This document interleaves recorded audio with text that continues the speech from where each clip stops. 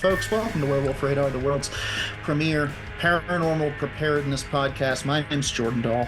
I am Nate Balding. I am Roger Norquist. Today's episode of Werewolf Radar is brought to you by Monstroco Presents The Secret Queen, the first new chess piece in over 1,000 years. Disguised as a pawn, this dastardly deceiver can move anywhere she likes, even into your opponent's brainstem. The Secret Queen by Monstroco. Checkmate, bitch. Finally, I can stop using my handgun that I call my secret queen to win games of chess. It does fire pawns. Could you imagine watching, let's say, with the tournament that recently happened, the Norway chess tournament, last round, Sure. They're going at it for an hour and a half, and then all of a sudden, from the back pocket, they pull out this sinister piece with tendrils on it. I don't and then even it just think goes straight for their brainstem. It latches on and kind of curls up their nose. Right. And the game continues. The secret queen is just making them play into your hands. Sure, yeah. And it also, if somebody's really good at using the secret queen, you won't even know that it's there until it's all over, and your opponent's nose just starts to bleed. Yeah. And they're like, what happened? Oh, he's acquired a secret queen somehow. It must have been during that 4th round castling. And the secret queen from Monstroco. Don't, you can check the ancient texts. It's in there. It's all redacted from the original chess rules, but they brought it back against the advice of the Order of Chess Sorcerers. What do we got for him this week, y'all? All right. I have a thing, but I don't have to go first. I'm excited to hear some tales. I want to go first because my lady was watching the most recent season of Naked and Afraid.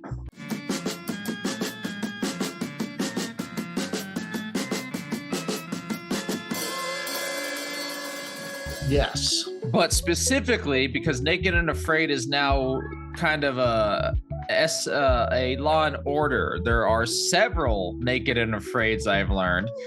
This most recent one is Naked and Afraid Last One Standing, where they're in Australia. It premiered May 18th, 2025. So this is one where they just put them in a box full of spiders. Yeah, but like they're doing it outside, so it's a little bit more spacious. Let me share what I have for you. This is a clip from that show.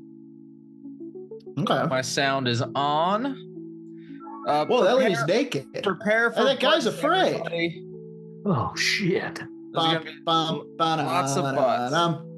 What is this, NYPD Blue? So they're in New Thorn City. Right here. Okay. Right. Sounds like a city founded by goblins. Yeah, Australia, you gotta know that you're. This is what we expect. So they found a nest. Here's this huge ass nest they find. Bizarre. That's like creepy alien. It can't be an emu. They don't know what this nest is from. These are all people who've done this before. Like these are.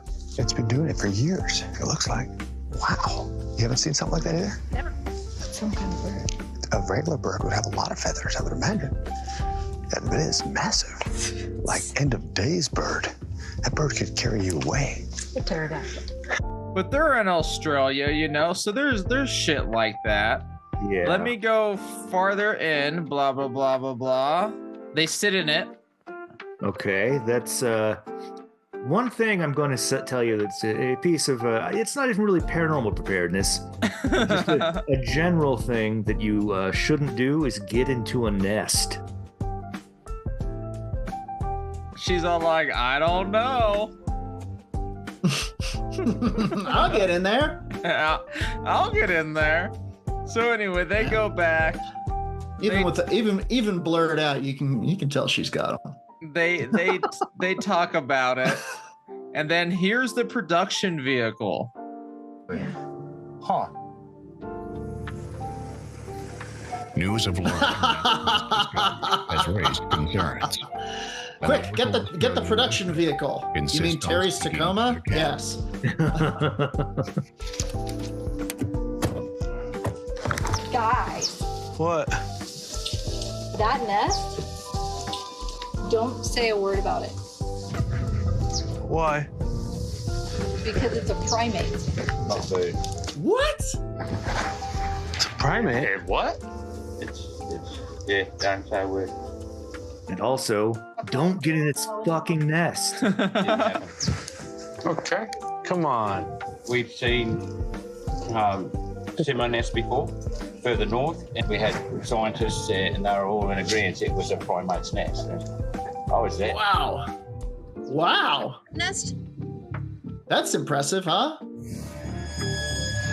According to Australian folklore, And now we learn about the Yowie for a little bit. Cool. Now On Naked and Afraid, the last episode my partner was watching, Mhm. she was all like, "What did I just see?" And then showed me this. Look at the Yowie's penis there. Yeah, they're naked in Hey. Yeah. Anyway, You know, they I found gotta- the Yowie's nest supposedly. I wanted to see what you all think, and then we can open the speaking school proper. I forgot to. I will take the Interesting. fighting this time. But let's go back to the nest. Go to our YouTube if you want to see Okay. what we're talking about. I think- but I think a few things. yes. First of all, interesting. I am interested by this. There is a stink of production values about it that makes me, Cautious. instantly suspicious. But interesting. The other thing that I think is that Yowie is also the name for a specific type of fantasy relationship manga, boy on boy kind of hardcore.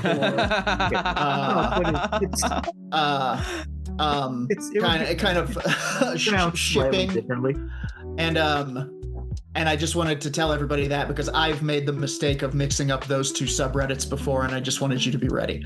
Right. If you go to your local occultist and ask for Yes. Yowie, they'll actually point you to the hentai section that every occult store has. Yeah, if you ask a certain subgroup of people if they want to talk about the Yowie, you're going to be having two different conversations for a long time before anyone realizes it. Yeah, Please preface it got with, I'm looking for the cryptid. Sure, unless or don't preface it. Just know your difference. The other one. Well, there's a whole. I've got 16 volumes of gym socks. A very popular. All takes place in a changing room.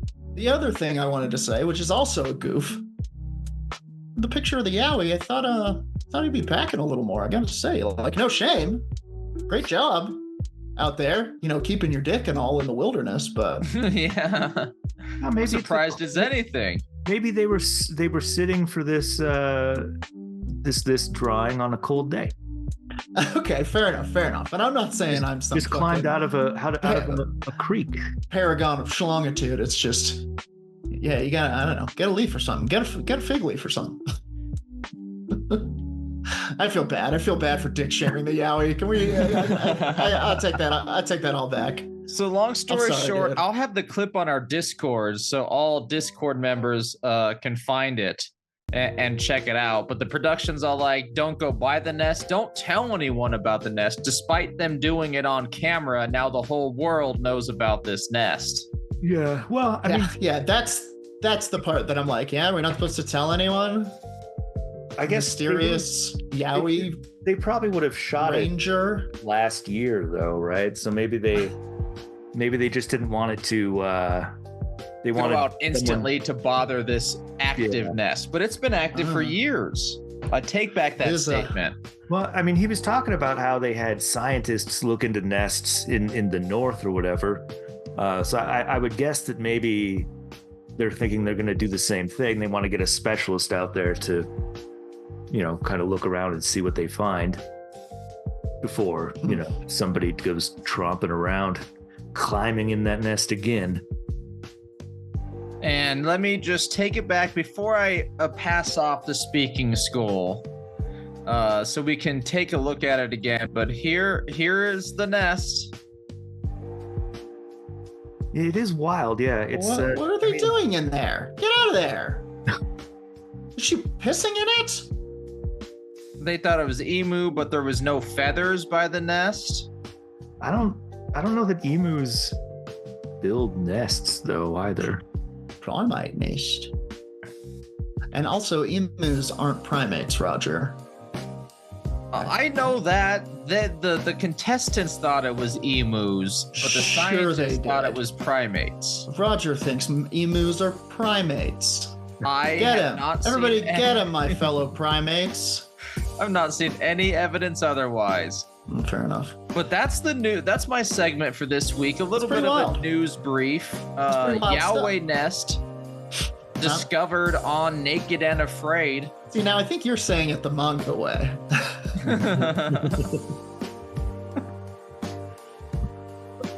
I guess watch Naked and Afraid, Last One Standing, see if they find any other Australian cryptids. Do what you can see.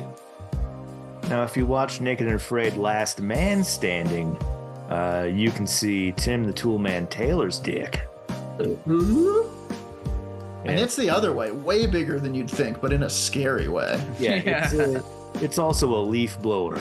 Yeah, they call I was gonna say it has damage tattooed across its head.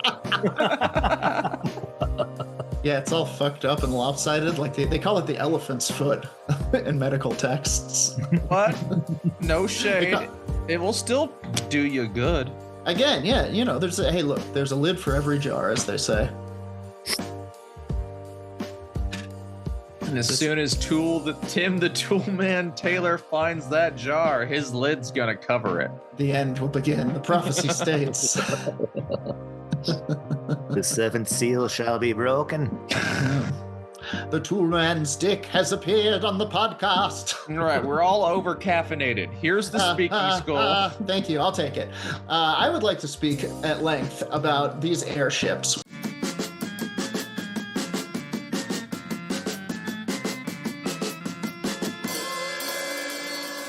We've been, the past couple of weeks, I've been talking about kind of, pre-bellum and antebellum UFO sightings and sort of, things in the sky before we had a word for UFOs. It's been fascinating. It's fun stuff. It's really been drawing me in, and I finally found the Wikipedia page that I once found and lost again. And this is the Wikipedia page for a situation that is only known as the Mystery Airship of 1896, or sometimes the Phantom Airship. So it's 1896. What's happening in 1896? I know this. Teddy Roosevelt is going across America slapping children with his big stick. T-Row is in the White House, allegedly. He's got a stick. Guys are panning for gold. We got a quick Google search will show me the Democratic nominees from the 1896 Democratic Convention were William Bryan and Arthur Sewell. Sure. William Jennings Bryan had recently traveled across the country to make a populist stand in Washington, D.C., giving his Cross of Gold speech. Huge time. Huge moment for America. And meanwhile, thousands of people across the United States claim to have observed from late 1896 through mid-1897 typical airships. Sorry, I read that wrong. Were airships that people claim to have seen during that time. Typical airship reports involve nighttime sightings of unidentified flying lights, but more detailed accounts reported actual airborne craft similar to an airship or a dirigible. Can we just take a second to honor the word dirigible? I wish we had music production value to really write a good dirigible song. Ba-ba-da-ba. It would have to be the airship music from one of the Final Fantasies. Yeah. Well, it's been playing over the whole time thanks to editing. Mystery airship reports are seen as cultural predecessors to modern claims of extraterrestrial piloted UFOs or flying saucers. Reports of the alleged airship crewmen and pilots usually describe them as humanoid, although sometimes the crew claimed to be from Mars. It was widely believed at the time that the mystery airships were the product. Huh? You can be from Mars and still be humanoid. That's true. Emphasis on the oid. It was widely believed at the time that the mystery airships were the product of some inventor or genius who was not ready to make knowledge of his creation public. I could see that as a good excuse on some of these. And it's a secret. My secret airship that everyone below will see. I could also see it was 2 weeks ago because we forgot to remind you about your segment, which you already talked about it once with, I forgot what crash, but I think the Aurora, Texas one, to where a crazy inventor gets burned real bad in the crash. They think he's an alien. Yeah. And then then you got yourself an alien you buried. Exactly. You got yourself one of them aliens. 2 bits a gander. 2 bits for an alien nowadays? Yeah. It has been frequently argued that the mystery airship sightings could not have represented genuine dirigibles, as no officially documented tests of flights of long-range powered airships or airplanes of any kind in the United States from that period are known to exist. So if something was in the sky in this time, that would then be the Wright brothers. That would be the first flight. Or that Brazilian. That Brazilian. The only Brazilian to travel back in time. Yeah. Although they would have airships, 14 years later? There had been several airships built and tested and proven to work around this time.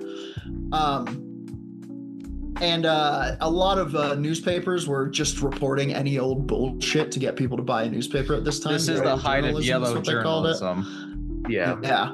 But that does seem to, there does seem to have been something that happened, a flap, if you will. Initially, most journalists of the period did not appear to take the airship reports very seriously. However, as the sightings continued, several newspapers covered the story with genuine wonder and interest. While others were more skeptical and even hostile, some newspapers denounced the entire airship story as nonsense and openly mocked and ridiculed the witnesses and believers, dismissing them as drunks, fools, liars, and pingos. After the major 1896-97 wave ended, the entire airship story quickly fell from public consciousness and was all but forgotten for nearly 70 years. During the mid-1960s, the mystery airship stories began to receive renewed interest as they were gradually rediscovered in the archives of the old newspapers by contemporary UFO investigators who suggested the airship waves might represent earlier precursors to the modern era of UFO sightings that began in the United States following World War II. I definitely can get on board with that. A number of popular novels dealing with airships and their secretive inventors were published in the years before the airship sightings. Especially popular among American audiences were the Frank Reed stories, which began in 1882, frequently centered on airships. So they're in the zeitgeist, It's not like people are like there's no precedent for this. The earliest sightings of what we might think of to be an airship in this context is in July 1868. I think it's a magazine called The Zoologist, yes, a monthly natural history magazine, carried a report from a local newspaper in Copiapo, Chile, regarding a, quote, gigantic bird with brilliant scales. Okay. Sounds it made like a metallic sound. I know, it sounds like a dragon. But it made a metallic sound while flying low over the town of Copiapo. Charles Fort, in his 1931 book, Low, LO exclamation point, discussed the report, this report, along with various other reports of aerial apparitions from the 19th and 20th centuries. Ford observed that, quote, inhabitants of the backwoods of China might similarly describe one of this Earth's airships floating over their farms. Weird. Discussing the Copiapo reports in 2001, Lord Coleman called it an example of reports of weird aerial constructions on the boundary between machines and animals that, quote, just don't make sense. On July 29th, 1880, 2 witnesses in Louisville, Kentucky saw a flying object described as, quote, a man surrounded by machinery, which he seemed to be working with his hands. Weird. So, yeah, I mean, that sounds like one of those early 1900s wackadoo flying machines that didn't. Yeah. Where you're like pedaling for each propeller blade to cut through the air. Yeah. I've done it now. Help. My plane has 6 help, wings. Please. Mine goes only in violent, herky-jerky circles. On July 29th, 1880, oh yeah, that was the one I just read. Merely a month later, a similar sighting occurred in New Jersey. It was reported in the New York Times that, quote, it was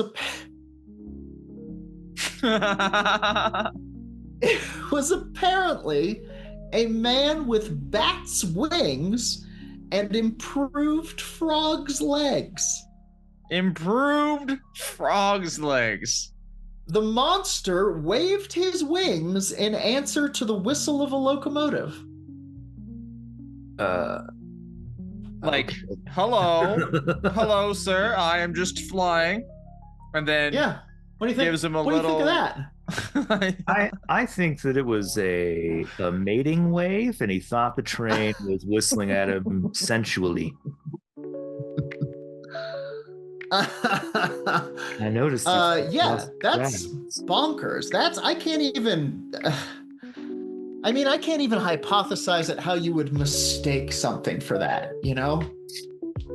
It's truly Cheesebot. It's Michael Keaton from that Spider-Man movie in the Birdman suit. He plays the condor. This is a Keatoning.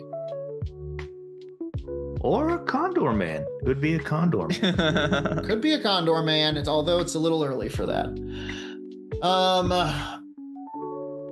The airship wave of 1896-97, the best known of the mystery airship waves, and I'll pass it after this, began in California in 1896. Then early in 1897, reports of accounts of similar sightings came from other areas, generally moving eastward across the country. Although the majority of witnesses reported seeing only a light or group of lights moving across the night sky, some accounts during the airship wave claimed the occupants were visible on some crafts. And encounters with the pilot or crew were occasionally reported as well. These occupants often appeared to be human, though their behavior, mannerisms, and clothing were sometimes reported to be unusual. Sometimes the apparent humans claimed to be from the planet Mars, which is some shit I would do if I had my own airship and nobody knew what they were yet. You know? Your wife is asking you, what do you want to happen if you go down? And then you'll reply to her, tell them I was from Mars. Exactly. Put it on my tombstone. So historian Mike Dash describes and summarized the 1896-97 series of airship sightings, writing, the general conclusion of investigators was that a considerable number of the simpler sightings were misidentification of planets and stars, and a large number of the more complex the result of hoaxes and practical jokes. What if I built an airship in the age before flight as a goof, as a prank? What if we just had some fun, you know? What if I invented manned air travel as a hoax? I mean, the total number of reported sightings. It fits with humanity and why we do things, you know? Based on newspaper reports, the total number of witnesses may have exceeded 100,000 people. God, I haven't even gotten to the meat, guys. This is going to be a two-parter. I'm fine with that. That is a There's lot so of many. people. There's wild sightings. Well, I'm going to give you two of the top sightings. This is the California 1986. Sorry, 1896, not 1986. That's a different movie. The initial wave of airship California, sightings. 1986. A lot of people saw a phone booth come out of the sky. They James saw Carlin got out. DeLorean flying through the air. Handful of reports on the airship in the Arizona Territory, Nevada, Oregon, Washington, British Columbia during November and December. Many newspaper accounts describe the sightings as part of the transcontinental flight by the airship's inventor. That's Jeez, crazy. guys, I'm gonna give you a taste, but I've been looking for this story for a long time. A lot of people have told me about this, and I've Googled it, and boy, we found it. This is the first story. A mystery light was first reported over the capital city of Sacramento on the evening of November 17th, 1896. Okay, so whoever this person is, presumably began their journey from Sacramento, November 17th, 1896. Several citizens reported a strange flying light moving slowly across the sky at an estimated elevation of 1,000 feet. Some witnesses said they could discern a vague, dark shape behind the bright light. A witness named R.L. Lowry claimed that he heard a voice from the craft issuing commands to increase elevation in order to avoid hitting a church steeple. Increase elevation. Rise. Lowry added, in what was no doubt meant as a wink to the reader, that he believed the apparent captain to be referring to the tower of a local brewery as there were no churches nearby. Funny. He's a funny guy. Lowry further described the craft as being powered by two men exerting themselves on bicycle pedals. Above the pedaling men seemed to be a passenger compartment which lay under the main body of the craft. A bright light was mounted on the front end. Some witnesses reported the sound of talking or singing as the light passed overhead. Songs all like, sing loud while you work. There's no way to not picture this in the cartooniest possible fashion. Daisy, Daisy, give me your answer true. Hello, people of Earth. 'Tis I, your sky president. Bonkers. Well, there you go, folks. That's the tip of the iceberg of the airship sightings of 1896, 1897. We will be talking about this next week. It's going to happen. I passed the speaking skull. Okay, I receive the speaking skull. I was thinking it had been a while since I've revisited an old segment that I used to occasionally do called Scary.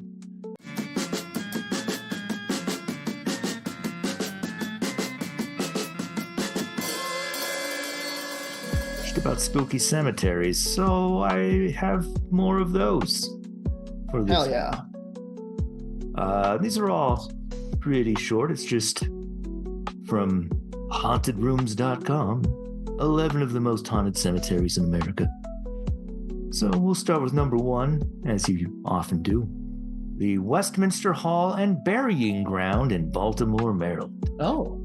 Which is... Is that a good one? I guess. I just think it's fun to call it a burying ground and not any of the other ones we have that are the many words.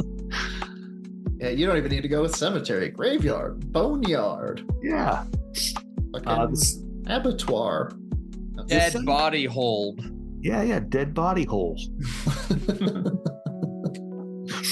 The cemetery at Westminster Presbyterian Church in Baltimore, Maryland, is the home of the Screaming Skull. Yeah! Everybody drink! Yes. Long-time listeners or people who have dug into the archives will know that the Screaming Skull originally is the mayor of Albuquerque. Dude. Screaming Skull in general, top paranormal Pokemon. That's a great get. Yeah. It's Everybody- fire and ghost. Everybody, mark your bingo cards.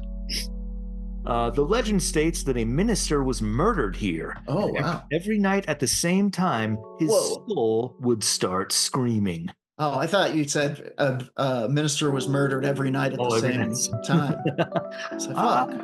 I mean, I suppose there might be some. If you were there at the right time, you might catch like the imprint of his ghost being murdered. Yeah.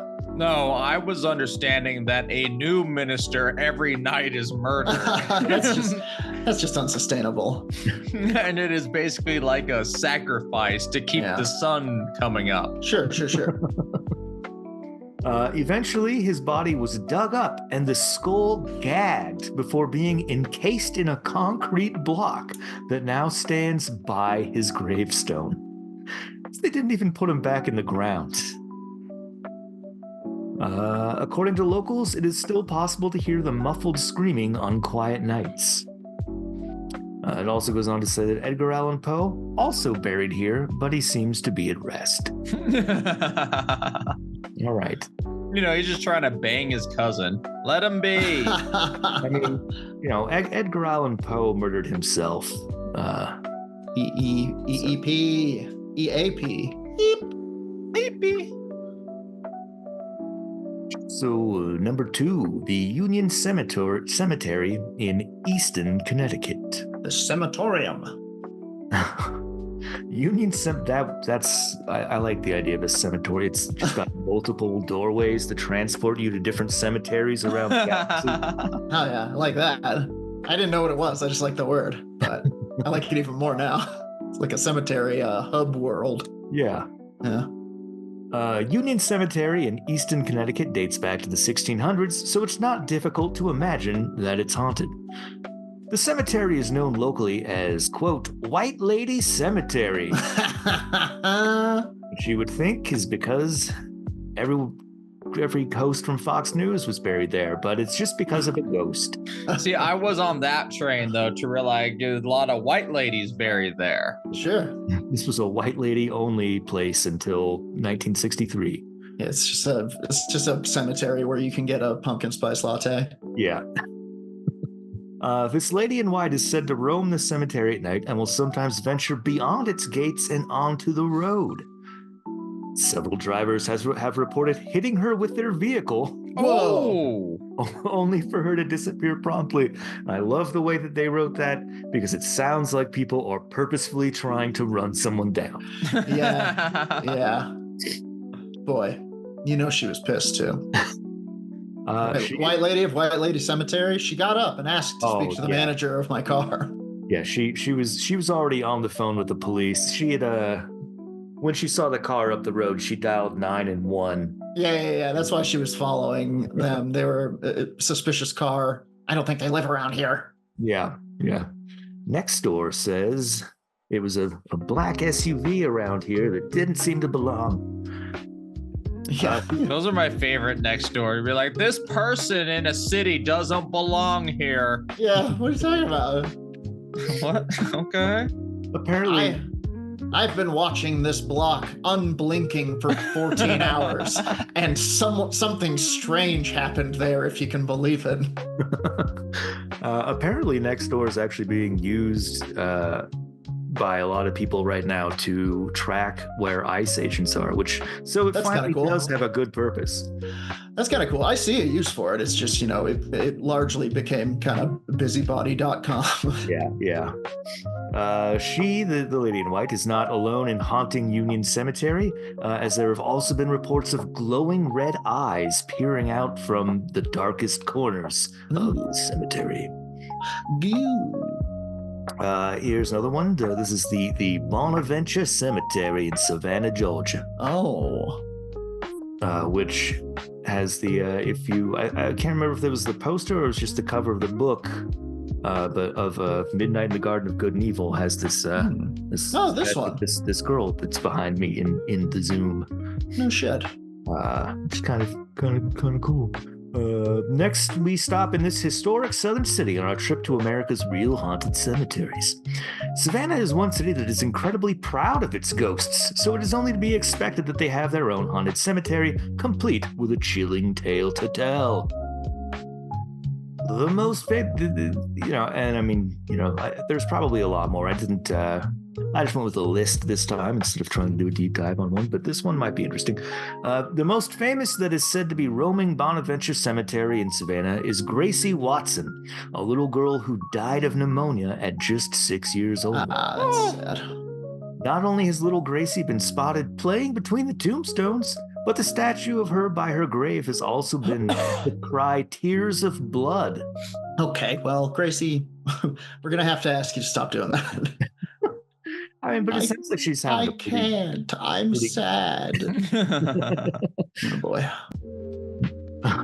Yeah, the only tears I have are made of my blood. Oh, jeez. That's so sad. But it sounds like she's having an okay time. Kind of, right? Around playing, yeah.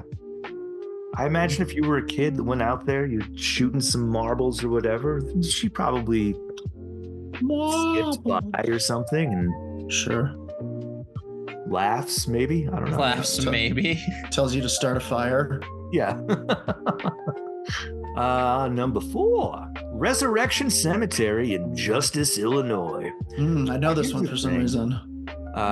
If The you curse. are going to be burying people someplace, and I understand that what they mean when they say resurrection here is like the resurrection of the soul to like the right God or something, But to me, it means that eventually people are going to get out of these graves. Yeah. Horrors. Yeah, it kind of seems like you're asking for it there. You're kind of setting up a pet cemetery of sorts. Yeah. And even if it is in Justice, Illinois, which I expect to do what justice is when they come back. Sure. It's still, I imagine the body count's going to be high. Right. This is apparently an incredibly creepy place to be. Even the name conjures up spooky ideas. The most famous haunting here leads to a spirit known as Resurrection Mary, who I think we probably have talked about, actually. Yes. Mary was a young girl killed in a hit-and-run accident sometime in the 1930s. Witnesses say that she can now be seen walking that same street where she was killed. And then she does, this is maybe my favorite thing that ghosts do. She hitchhikes. That's great. Yeah. Classic. I love a hitchhiking ghost and the people who flip out when they disappear. Man. Very fun trick. Is that what you're going for, ghost wise? When our time comes, and I say ours because I assume we're all going to be together, in the same airship. Are you hoping to be one of those hitchhiking ghosts? I think it's pretty fun, It's pretty good, right? You get in, you start telling some really lurid tale about what ultimately is they realize your death. Yeah. Oh, incredible. That's so cool. And then and then as they're looking at you telling the story, you're like, look out! And they look out on the street and then they're hitting you. Yeah. Oh, awesome. Dude, awesome. That rips. That's a good one. I don't know. I don't have one really picked out. I want it to be something unexpected, like the ghost of like the rec center or something. Oh, yeah. Or like don't go to that Dave and Buster's. You don't want to use that Dance Revolution machine. Yeah. They call it the Dead Dance Revolution. Yeah, one of the D's stands for dead. He was trying to beat the high score, and then 2 beats away, he died of breakup. Dance poisoning. They say that you can still hear his heart beating out those last 2 beats before he was on the last 2 beats when he found out that his fiance was banging his waiter. No, a farmhand. A farmhand. Yeah. And like and anybody who gets within 2, they say if you get within 2 beats of the high score, he'll appear and try to stop you. He'll kill you. No, before you get the high score. You die too, and then you're the next ghost. Did you ever, this is an aside, I suppose, did you ever see the FP? It was a movie about a bunch of gangs in some sort of like kind of 19 Yes, dude. future who play a game called FP that's revolution instead of fighting each other. Yes. Fuck, that shit was crazy, dude. It's definitely worth checking out. Anyway, Roger, you got a ghost picked out? I would like to be in the video game. Oh, I would like to be put into a old version of Dark Souls, to where there's a person standing behind patches in Dark Souls 2, and you only see him if you have a version updated to a certain version. All right, so he's I like him. haunting the Dark Souls games. I don't like the idea of you being in a Dark Souls game because I think that's sad and stressful for you. But I enjoy it. But I do like the Ghost in the Machine angle. I'm playing the first one again. I love Dark Souls. What if I did a Ghost in the Machine angle, but it was like a claw machine at Lakewood Amusement Park, and I like grabbed grab them by the balls or something, and it's like all Freddy Krueger style. They're all up to the machine, and they're all trying to move the claw, and they're like, "Wait a second, where's the claw?" And then it just grabs them in the nuts. And then you see their eyes go cross. Yeah. You get it. Okay, this is all good shit. I'll put money down on this franchise. I accidentally grabbed my own minions. Yeah. Haunted claw machine. PBS Kids. I'm gonna move on to Howard Street Cemetery in Salem, Massachusetts. Oh, they do good stuff. Yeah, so as you might imagine, this one has something to do with a witch trial. Okay, yeah, sure. They would like not to be known as this, but they keep having new witch trials. You gotta stop being such a bastion of, witchy litigiousness. I probably shouldn't have killed all those people. Yeah. And then said it was witchcraft.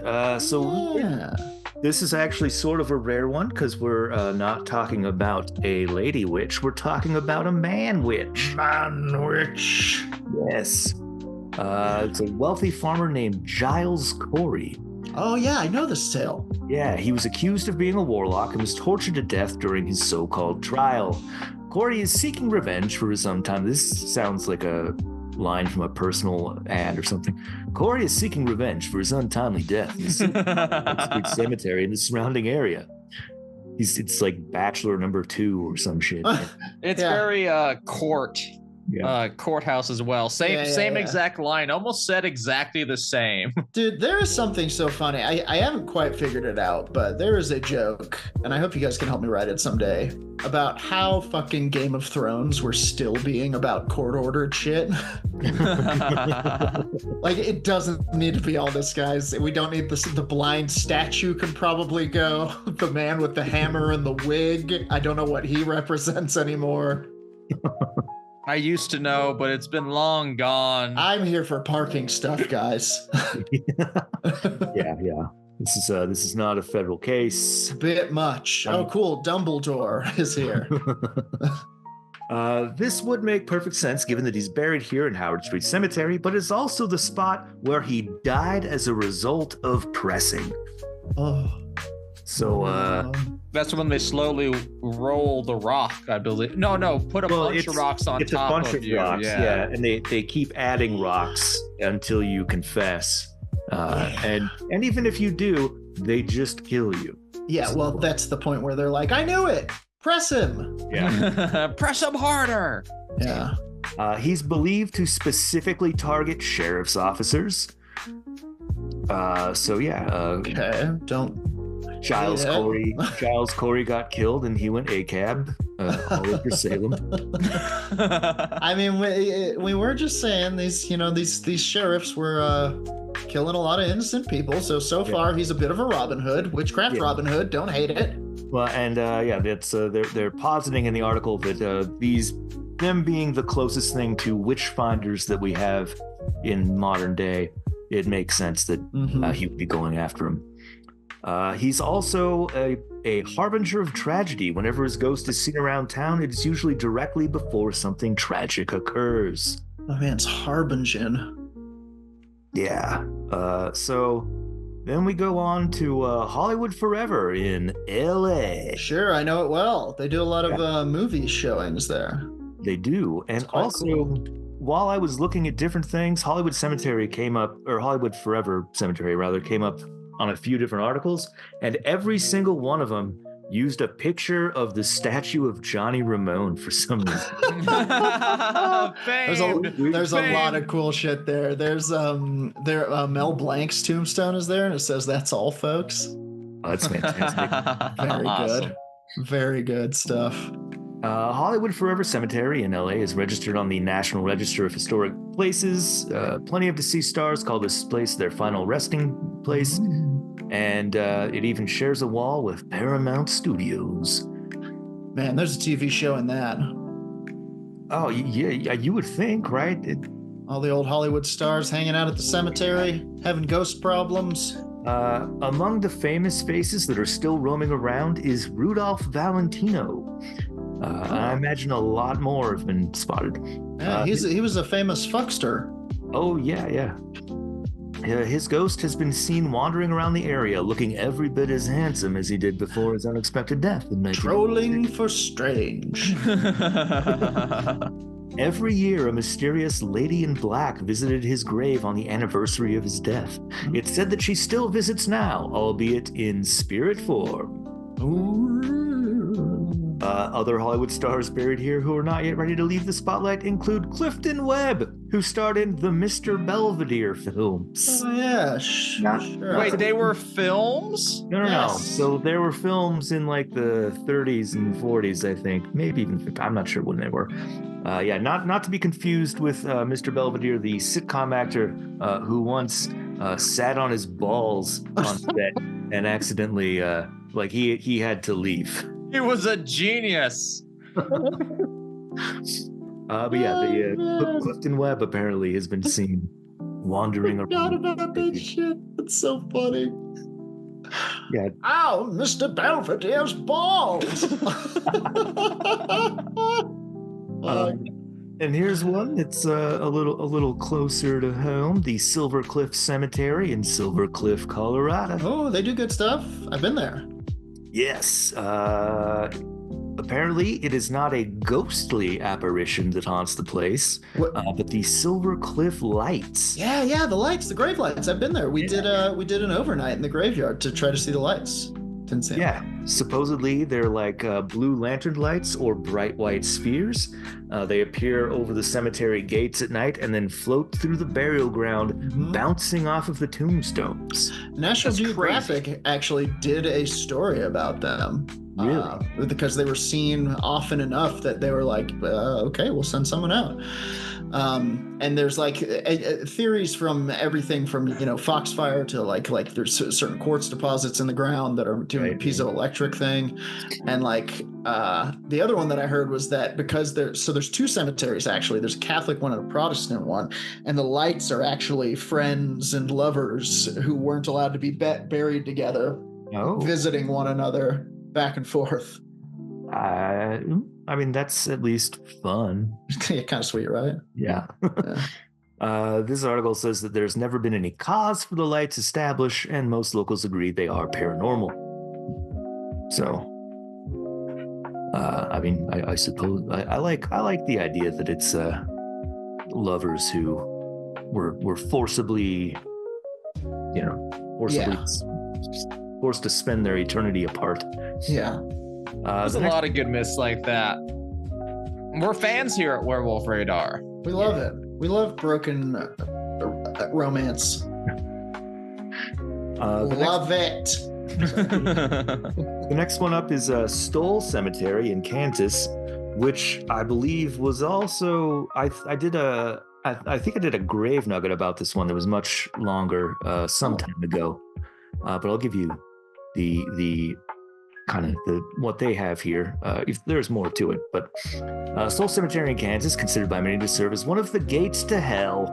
Good. There have been ghost stories linked to this place for hundreds of years. One of the hauntings' focal points seems to be an abandoned church that stands right next to the graveyard. One of the focal points seems to be the town's noted gate to hell.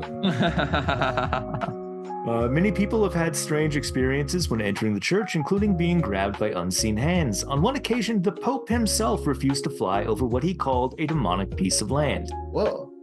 Crazy. Pope sensed it with his Pope sense. Yep.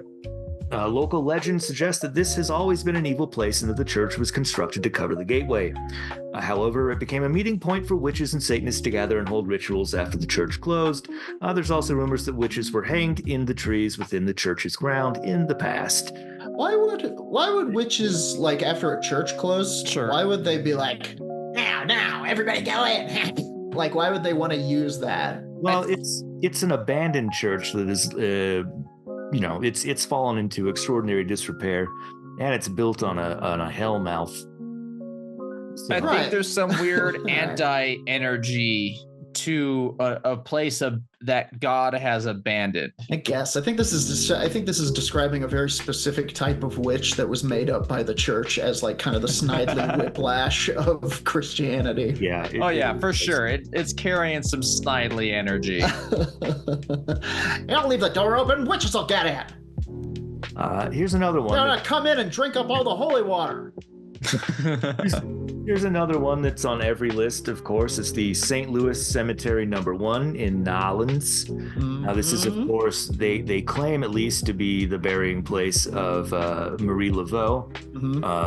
However, one of her 27. Yeah, a lot of places claim to be the burial spot of Marie Laveau. Can't keep her down. No one actually. New place every time she raises. She's got places all over town. You know, she's a very successful woman. I mean, she was. Couldn't kill her, in fact. A regular American Rasputin. But without the presidential orgies, or unless... Subscribe to our Patreon, everybody, for Roger's fan fiction. Marie Laveau, presidential bone zone. Oh no. So second to last, penultimate, in fact, on this list is the Boot Hill Cemetery in Tombstone, Arizona. The scary cemetery in Tombstone has become known simply as Boot Hill. The burial ground is undoubtedly not well cared for, and the strange, overgrown look about the place only seems to add to the spooky reputation. Now, people do describe seeing unfriendly spirits around the place. Okay. Any friendly spirits? Maybe. Perhaps named Casper? Oh no, an unfriendly spirit. Oh, and look over there, a friendly one. He's waving to us. But I think the main thing about it is that because this is a cemetery in the town where, you know, the OK Corral fight happened, between the Clanton gang and the old brothers Earp and Docky Holiday. And their friend, Tom and Phil. Yeah. Lesser known outlaws from the time. Tom Two Fingers and Phil Henry. He's been alive for a really long time. Oh, okay. Yeah, he was doing the voices for the entire Clanton gang. Yeah. He got shot. Yeah, you shoot him, you take out like 7 guys. So yeah, I mean, it doesn't seem to be a thing that's actually like super haunted. It's just, you know, it is nearby a bunch of interesting outlaw nation. So it's weird and it's kind of cool. Far out. And last one also has been a previous semi-scary entry. This is the Bachelor's Grove Cemetery in Illinois. That's the one where the devil dances at moonlight, right? Could be. I forget what all things. There was a lot of shit that happened at Bachelor's. This one had the house where, as you got closer to it, it got further away. Yes. If you got inside, you would disappear forever. Whoa. Yeah, so that's one of the things. It's considered to be one of the most haunted cemeteries in America, and some say most haunted cemeteries in the world. The burial ground tucked in the middle of a creepy forest and looks spooky enough based only on its appearances. However, once you get to the ghostly tales connected to this place, you soon realize there are even more reasons why this cemetery creeps up on you. It was once used, and I don't think that I had this in the original piece that I did about it. It was apparently a dumping ground in the 1930s for gangsters to leave their victims. Ooh. And I would imagine they would be, like not buried properly, if at all. For sure. So people do tend to see what they believe to maybe be victims of gang violence during the Prohibition era. Sure. Which, Chicago never stopped shooting. Yeah. One of your last great ghost factory eras. Yeah. Many visitors have reported seeing unexplained things during visits to the cemetery, with one of the most common sights is the ghostly woman sitting on the tombstones, which we did talk about. There's a handful of pictures also associated with this ghost woman sitting on the tombstones that are really interesting if you want to image. Anyway, that is one more segment of Semi-Scary. Semi-Scary Walls. On the books, even though it includes 2 Semi-Scaries that are previously visited.